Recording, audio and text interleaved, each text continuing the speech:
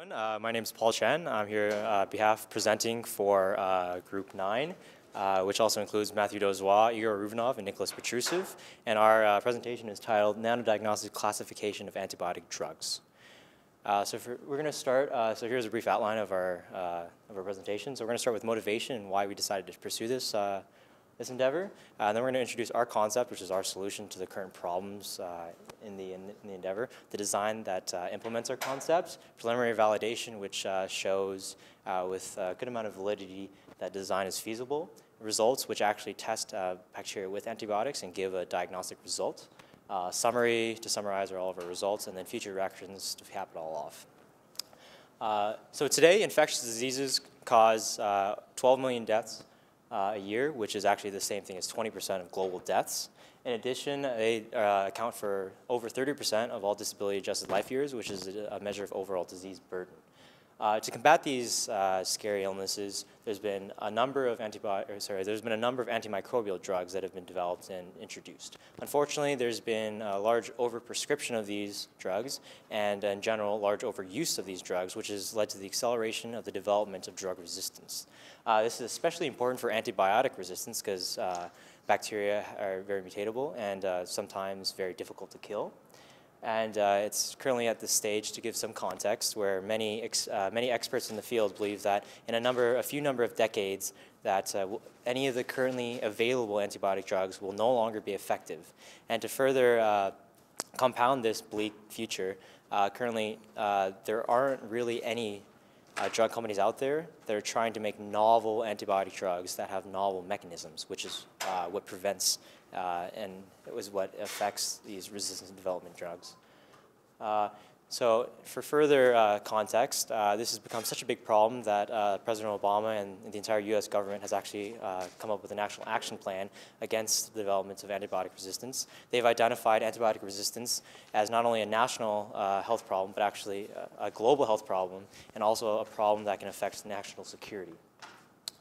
So the question that we asked is, why are doctors overprescribing these drugs, and why are they being overused, and why are there not better diagnostic decisions that help improve disease outcomes? So to answer that, we looked into the current gold standard of testing, which is simple culturing and inspection.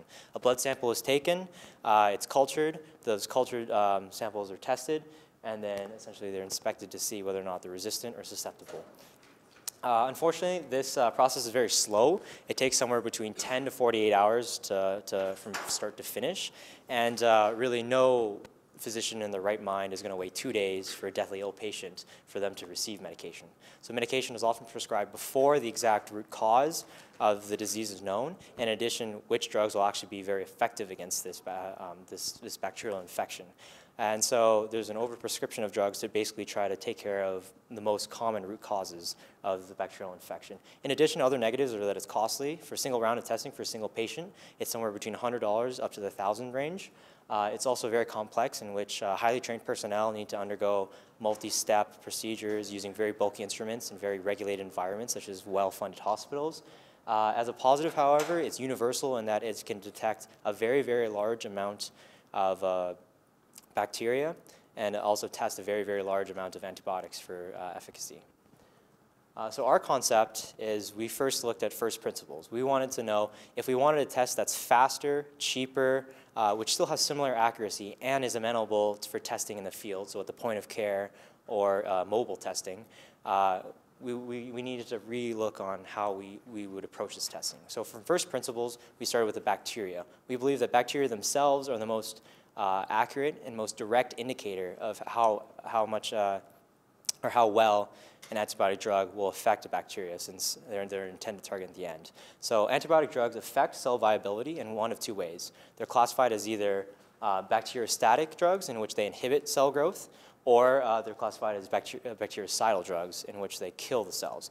Either or of the two, assuming that the drug is effective, this drug prevents the bacteria from multiplying or growing, essentially. So our target is to probe viability for a diagnostic outcome, resistance or susceptibility. So we chose to use gold nanoparticles as our platform because they offer excellent optical properties in the visible range, which is very important for field testing or point-of-care applications, since a simple cell phone can register any color changes. In addition, they also approach the size of the bacterial surface features so that desirable interactions can occur. Go to the next slide. And for such a test, we want, again, test to be highly accurate, to be fast, approximately less than 2 hours, to be cheap, to have a high shelf life, to be small so that it can be portable, and so on. So our design is based off of a 3-step procedure. First, bacteria is mixed with drug. And if effective, and this is done in a growth medium. So if the antibacterial or antibiotic is effective, then the cells are no longer viable and therefore are no longer able to culture or increase in concentration. However, if the bacteria are resistant to the specific antibiotic introduced, then the bacteria remain viable and are free to grow. Therefore, there's a concentration discrepancy between resistant bacteria and susceptible bacteria, in which resistant should be higher, susceptible should be lower. As a third and final step, we incubate or we add gold nanoparticles to this bacterial solution. So normally these gold nanoparticles exhibit a very distinct red color. In this example, exhibit a very distinct visual color. In this example, the gold nanoparticles give a red color due to their surface plasmon resonance properties. We modified the nanoparticles, and desirably, we were going to make the nanoparticles stick to bacteria. And when they stick back to the bacteria, this red color should be lost from solution, and therefore there will be a reduction in overall red color of the solution. So essentially, the concept is less red color, or less color in general, means more concentration. More concentration means that the drug did not work. And to make these gold nanoparticles, we use a reductive synthesis method. So the first step is to create a gold nanoseed precursor for further gold nanoparticle growth. The first step is to use the strong reducing agent, such as sodium borohydride, to reduce dissolved gold using the capping agent of citrate. The second step is to grow gold nanoparticle from this gold nanoseed using CTAB, dissolved gold, dissolved silver, as well as L-ascorbic acid. And L-ascorbic acid is a weak reducing agent to turn dissolved gold into gold 1, from gold 3 to gold 1, and then gold 1 will turn into solid gold on the surface of gold nanoparticles due to the negative surface energy of those gold nanoparticles. And it's important to note that because this synthesis is done in the presence of CTAB, these gold nanoparticles do exhibit a positive charge. And because they exhibit a positive charge and all bacteria have strong pockets of negative charge, this test should be universal and should stick and aggregate to essentially all bacteria. So for the selection of bacteria, we chose 5 clinically relevant and diverse and prevalent bacteria. And here's some of our preliminary validation steps. So this is, just to go over this very quickly, synthesis of our gold nanoseed. The peak is around 528, and there's a visual image up top. And then we also wanted to see if these are gold nanoparticles, no longer just gold nanoseed, if gold nanoparticles truly can have a concentration-dependent colorimetric response. So you can see at this first concentration, this is just 1-to-1 dilution, so whole concentration. There's a very distinct and discernible color change. However, if you dilute it just by 4 times, this color change is no longer visibly present. Numerically, quantitatively, there still seems to be some sort of color change, but it's not very significant. And for normal sensors, you want a very large dynamic range. For our sensor, we don't want that large of a dynamic range. We want to see if it grows a little bit, then we want to see a drastic color change. If there's just a little bit less concentration because it didn't grow, because the cells are not viable, then we won't want much color change. So moving along, we needed to further validate that nanoparticles could be stable in various media so that the bacteria could grow. So we synthesized 6 nanoparticles, 2 red ones, 2 purple ones, 2 blue ones, and I'll get to why they're those colors in a second. So only 2 media actually showed stability for the nanoparticles. So it's M9 minimal media with glucose, as well as 2 very dilute concentrations of nutrient broth. So we decided to pick M9 minimal media with glucose because it was not diluted, so this is the whole concentration. Therefore, the sugar content of this media should be higher than this heavily diluted sugar content of the nutrient broth. Therefore, it should be able to promote more growth for a longer time. We also validated the same 6 nanoparticles in duplicate for 5 different antibiotic drugs. We wanted to see stability for these antibiotic drugs while dissolved in M9 minimal media with glucose. So we find that actually for the blue nanoparticle 1, blue nanoparticle 2, and purple nanoparticle 2, there's actually some color change and therefore some stability. And we don't want that because we don't want our negative control affecting our results. So there are 3 nanoparticles left: red nanoparticle 1, red nanoparticle 2, and purple nanoparticle 1. In the end, we only screen red nanoparticle 1 and purple nanoparticle 1 because red nanoparticle 2 is not much distinctly different from purple nanoparticle 1, and we wanted to screen different nanoparticles with very different surface features in order to give us drastically different responses, because we wanted to find which optimal formulation of nanoparticle works best in our sensor. So again, this is the red nanoparticle as a transmission electron micrograph. Here's a TEM image of the purple nanoparticle. So the purple color is exhibited from the anisotropic shape of the particle. So these branches here, we call them branches. So these deviations from the expected curvature of a gold nanoparticle actually leads to shifts in the SPR peak, the surface plasmon resonance peak, and shifts it to a range that absorbs and therefore produces a visual purple color. And here's a transmission electron micrograph validating that, in fact, that our positively charged nanoparticles do indeed aggregate around a bacteria, and this is what leads to our colorimetric response. So we also validated that our M9 minimal media could grow the array of bacteria. So M9 minimal media was one of the ones we chose because it's generally considered a relatively ubiquitous medium. And so you see that there's a general positive slope in terms of growth. Unfortunately, we couldn't pick this 4-hour thing, the 4-hour spot, because as part of our functional requirements, we want our test to be very, very short, and 2 hours in total. So in turn, we chose this 1-hour spot, which still showed some significant growth. So for selection of drugs, this is the drugs that were tested for negative control before. Again, they're very prevalent. For example, some of them on the World Health Organization list of essential medicines. This one is the 5th most common antibiotic in Canada. They're all prevalent and clinically relevant antibiotics, so we wanted to test important antibiotics. So again, our design is we incubate bacteria with drug in a media.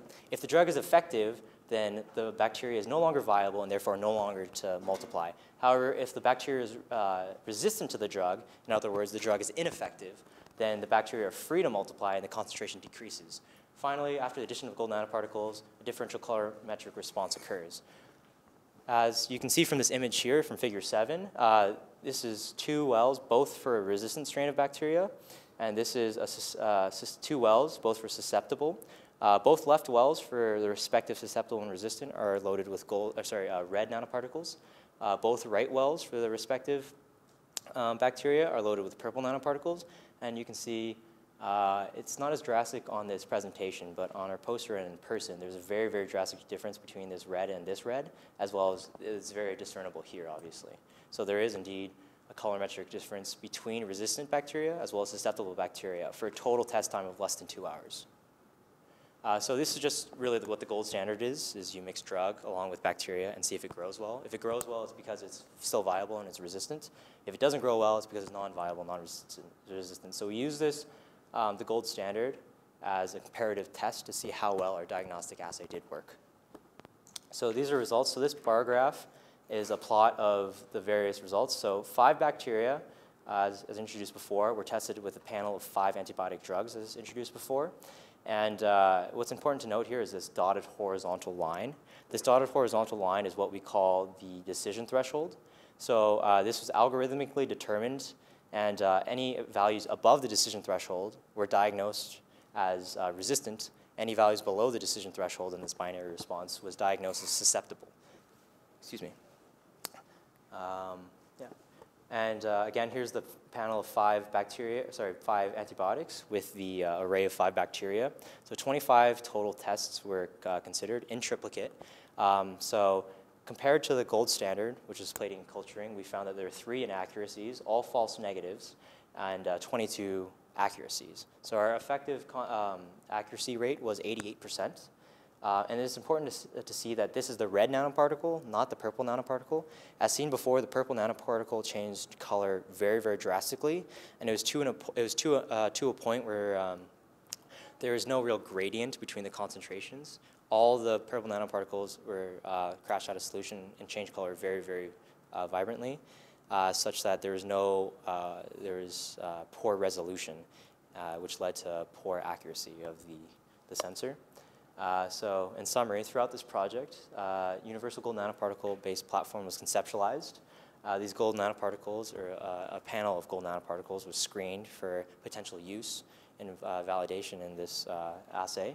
The developed platform was estimated with an accuracy of 88% when compared with the gold standard of plating and culturing. It was also demonstrated for a use of a number of pathogens. It was demonstrated for use over a number of antibiotics. And this was done through a generalized mechanism, again, positive with negative aggregation.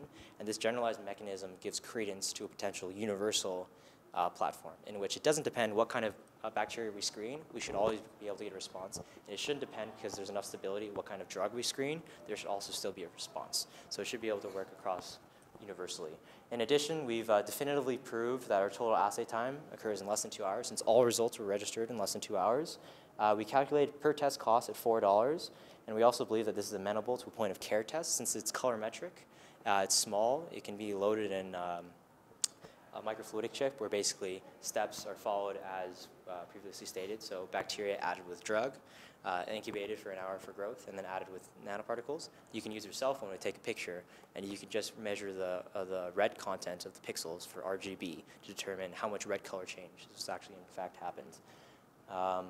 For future directions, we'd like to optimize these gold nanoparticles. So the gold nanoparticles that we use, we screen the red ones and the purple ones. The red ones gave a very high accuracy of 88%. The purple ones were unfortunately too sensitive and didn't give us a very good accuracy. Therefore, additional optimization of these gold nanoparticles should increase our potential accuracy when compared with the gold standard.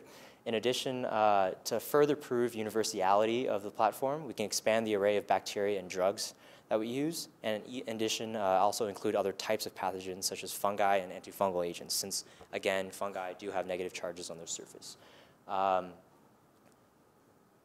and we also believe not only as a diagnostic device for resistance, we also believe that our platform can also be used in early drug development. So when drug companies have a very wide range of libraries of molecules, they don't know which ones are good antibiotics and which ones don't have antibacterial properties.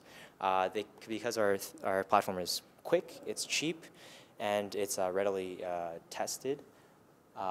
Basically, these huge libraries of drugs can be tested with bacteria and then tested with our nanoparticles to see whether or not bacteria can work, or sorry, these antibiotics can work.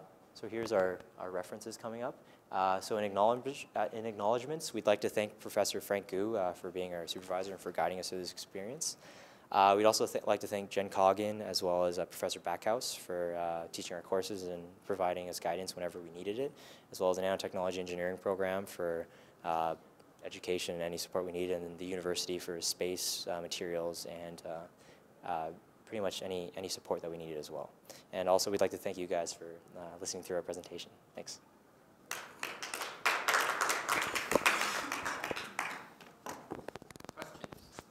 Questions? Love to take questions. Yes. So what's the difference between red and purple nanoparticles? So if you go to the TEM images.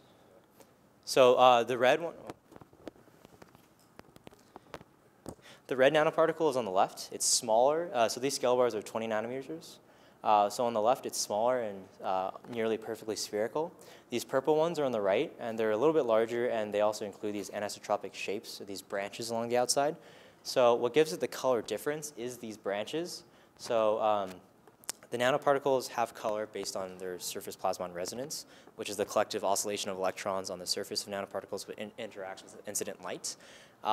So since the surface shape is modified, the surface plasmon resonance characteristics are actually modified, which alters this resonant frequency in which electrons interact with the incident light, which therefore changes its absorbance peak, which in turn changes the color that we see visually.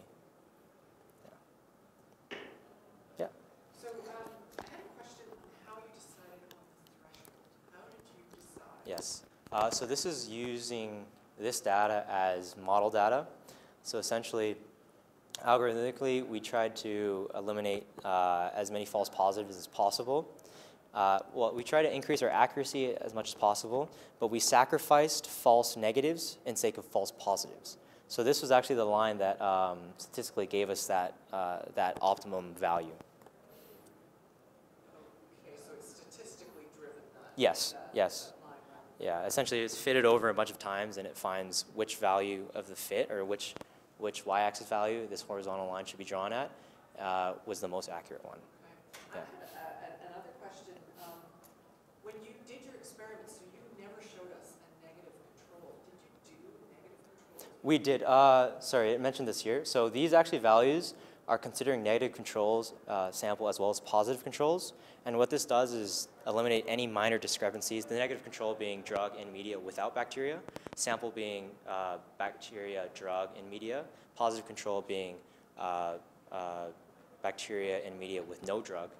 Okay. Yeah. Except that when you use a negative control, Yes. you've got no bacteria, you're actually changing optical density tremendously because you don't have bacteria. So what about bacteria with no antibiotic? What about that? So that's our positive control. So essentially, so we accounted for. I would call it a negative control. Oh, right? okay, Because sorry. it's minus Yeah, antibiotics. we call our negative control no bacteria. Okay. Insert in, yeah. So I guess, So your yeah. positive control was Bacteria, but no drug. no antibiotic. Yes. Versus our negative control, no bacteria, but drug. And then our sample was drug plus antibiotic. Okay. So yeah, we respectively normalize each of these to make sure that any tiny discrepancies for positive controls and negative controls could be basically taken out, which is why we normalize as optical density. Okay, and your optical density is just The spec piece, assay. yes, we do spectrophotometry, and then we take the peak absorbance value, and then we use that one. So Yeah. how much tolerance you have? Like you say 2 hours, right? If Yeah. the timing of plus minus 10%, would that affect your result? So the 2 hours is, so we found actually there's no difference between 50 minutes was approximately when the slowest nanoparticle would saturate and color change. We found no difference between 50% and overnight incubation. It pretty much gave us the same value. We just took the same plate, measured it after about 50 minutes, and then measured it again after overnight incubation. So there's that. In addition, I guess you actually do bring up a slightly off-topic point, but there is an engineering design trade-off that we can make here, in that as we grow bacteria, these resistant bacteria can allow it to keep grow, but if the time is increased for culturing, these non-viable bacteria won't be able to grow since they're still non-viable. So we're increasing the disparity, and therefore we should increase our accuracy because we increase this disparity. So it's a trade-off there. If for some reason we can't push beyond this 88% accuracy number, we can improve it by decreasing time. So that's, or sorry, increasing the amount of time we need for culturing. So that's, If you increase the time, yeah. if you have one, even a single cell, right, Mhm. that has a plasmid that codes for some kind of resistance, Right. then you're So that's part of the trade-off there too. So that's we wouldn't like to go beyond this 2-hour number. We picked the 2-hour number because it's drastically different. 1 hour seems, we thought, was a little bit unfeasible. 2 hours we thought was drastically different from 10 hours to 48 hours, which is the gold standard testing time. doubling time of all these different bacteria. So it depends on the media. In perfect media, E. coli is about times 2 every 20 minutes. Staph aureus, for example, is about times 2 every 30 minutes. So we use M9 minimal media, which is not the optimum media, but still quite good because of the high glucose and high simple sugar concentration and the pretty well-regulated salt concentrations. What about the possibility, like, because none of those bacteria don't all double? No, they don't. So that's why they're compared to their positive control, in which no drug is added. So that should be like the best doubling rate.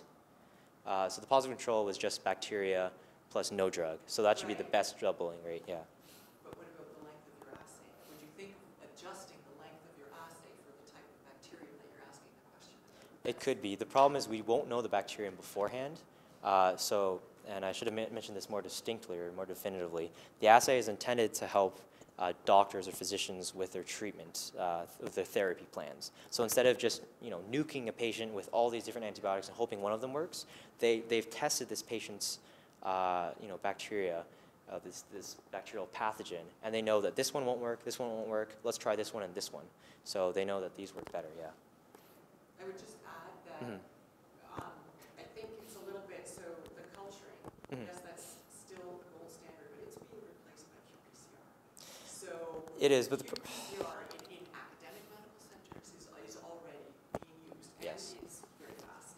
qPCR also has its own problems though too, in terms of it relies on specificity in that, for example, if you're doing detection or identification, if you don't have your primer for qPCR, you won't be able to identify the respective species or strain of bacteria if you're trying to do species strain thing. Just multiplex and do it for everything. Yeah.